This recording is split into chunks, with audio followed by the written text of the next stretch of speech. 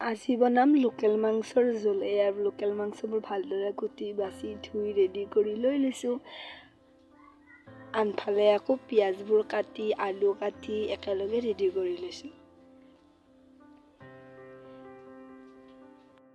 এইফালে কেৰাহীটো বহাই দি তাতে তেলবোৰ দি লৈছোঁ। গৰম হোৱাৰ পিছতে 4টামান তেজপাত, অকণমান লং, ইলাচি, ডালচেনিৰ গুড়ি অলপ দি লৈছোঁ।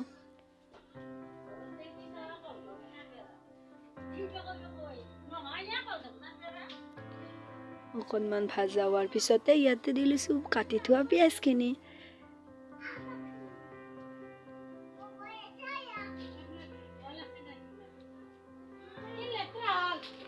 পিঁয়াজখিনি যাতে সোনকালে সিজি যায় তাৰে কাৰণে নিমখখিনি আগতীয়াকৈ দি লৈছোঁ।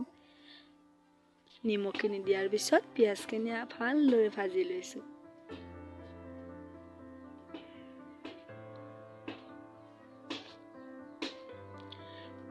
পিঁয়াজখিনি অলপ ভাজা হৈ গৈছে। এতিয়া দি লৈছোঁ 2-3টামান শুকান জলকীয়া। যিহেতু আমি আজি অলপ স্পাইচি বনাম সেইকাৰণে ইয়াতে দি লৈছোঁ গোটা জিৰা, নহৰু, আদাৰ বটা। এইখিনি আকৌ এবাৰ ভালদৰে লৰাই লৈছোঁ।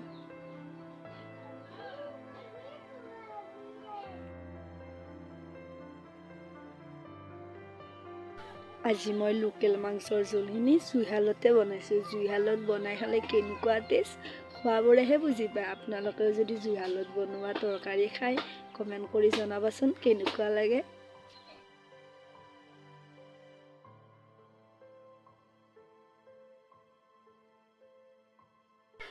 পিঁয়াজবোৰ মোৰ অলপ ভজা হৈ গৈছে। এতিয়া দিম কাটি থৈছিলোঁ যে লোকেল মাংসখিনি, সেইখিনি মাংসটো মই অকলে ফাৰ্ষ্টতে পিঁয়াজৰ লগত ভালদৰে ভাজি ল'ম যাতে মাংসবোৰ বেছি টান হৈ যায় আৰু যিখিনি মাংসৰ ভিতৰত তেল থাকে সেইখিনিও ভালদৰে ওলাই আহে। এয়া গোটেইখিনি আকৌ এবাৰ লৰাই লৈছোঁ।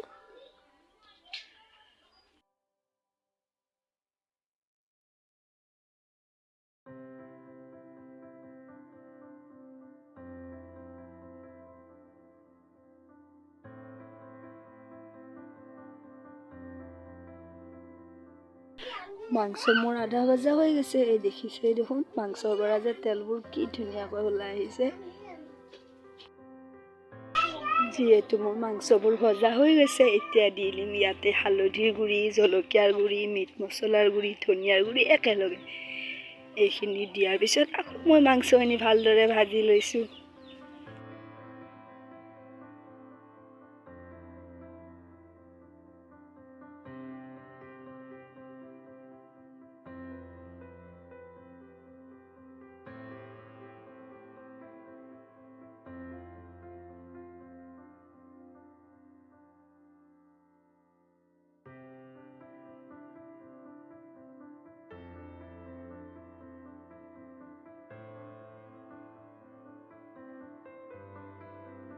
পাঁচ মিনিটমান ভাজি লোৱাৰ পিছত এয়া দেখিছেনে মাংসটো ভালদৰে সিজিব ধৰিছে।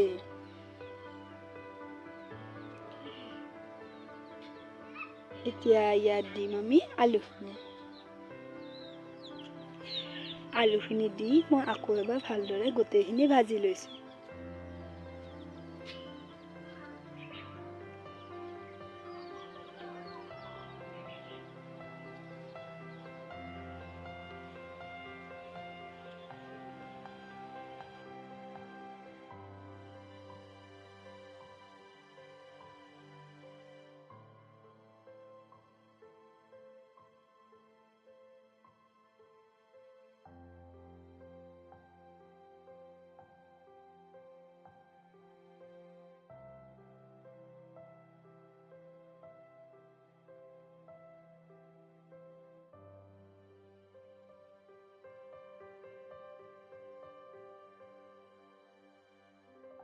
গোটেইখিনি ভজা হোৱাৰ পিছত ইয়াতে অলপ পানী দি লৈছোঁ।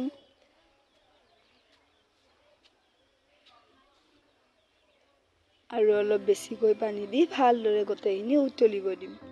এতিয়া ইয়াতে দি লৈছোঁ গৰম মছলাৰ গুড়ি।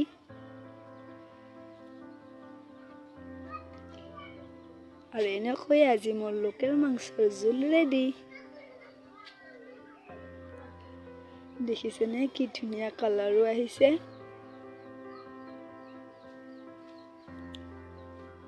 গৰম ভাতৰ লগত লোকেল মাংসৰ জোল।